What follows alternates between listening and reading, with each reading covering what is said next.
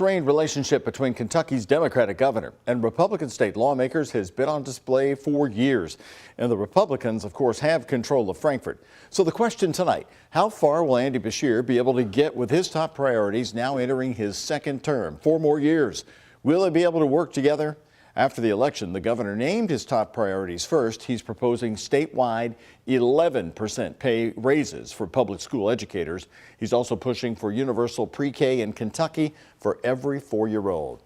So our senior reporter Isaiah Kim Martinez tracked down some of the top Republicans. The governor and the Republicans are going to have to work together. And is that going to happen? I know that's one of the questions you asked some of these leaders. Well, look, it's been made clear that Governor Beshear and Kentucky Republicans have different focuses when it comes to education in 2024. For Beshear, it's about raising public school teacher pay.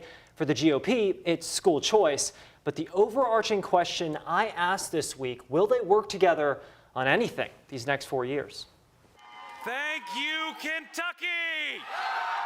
Within days of Kentucky Democrat Andy Beshear winning re-election to remain in the governor's seat, powerful Republicans dominating the state legislature tell me it'll still be business as usual. You know, the election's in the rearview mirror. We're moving forward. That's with or without the governor's support, Senate Majority Floor Leader Damon Thayer says. He's going to do his own thing, and we're going to do ours. I've served with 5 governors now, and I've never seen one have a more antagonistic relationship with the General Assembly. The back and forth claims have only amplified with time. Kentucky Republicans insisting Beshear takes credit for policies they pass and doesn't reach out to discuss his own initiatives. There's a lot of resentment in the legislature. Beshear, meanwhile, saying that's not true, that his door is always open and the phone works both ways. My hope is that we won't see this kind of outward bickering. You know, I meet with legislators regularly in my office. Beshear was asked about it last week at his first news conference following his election night victory. We're going to make double our efforts to make sure that we are building the type of relationships where we can get things done. Do you believe anything in these next 4 years will change as far as the relationship between the governor, his office, and you guys in the legislature?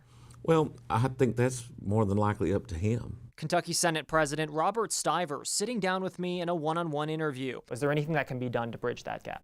Yeah, he needs to create a relationship not just with me or David Osborne, but the General Assembly as a whole. So if there's policy out there that he wants to talk about, our doors are open. State Representative James Tipton, who focuses heavily on education policy, is hopeful for better collaboration. We may not agree on every issue, but there are issues we can agree on. Thayer, though, I think it's pretty far gone. painting a more skeptical picture. Well, let's pick up on what you just mentioned in your story, the taking credit for the legislation, talking about sports betting, medical marijuana, even the Ford battery plant. They claim that Beshear was taking credit for the things they approved. So is this really coming down to the fact that they see that he's being talked about now as a potential senator candidate, even presidential candidate down the road? Doug, it's hard to say whether this is for sure playing a role. I can tell you Senator Thayer called Beshear's calls and pushes for bipartisanship, quote, fraudulent, saying that he's simply positioning himself for national office. Meanwhile, Senate President Stivers told me even once Beshear completes this second term, ultimately many of these Republicans in the General Assembly will still be there once he's done.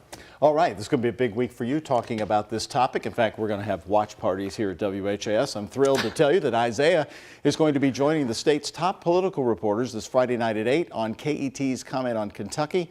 It is the longest running public affairs program in the state, and he's continuing a long tradition of WHAS 11 political reporters on Comment on Kentucky. Tune in as they cover the week in political news and how it impacts our lives. That's Friday at 8 on KET.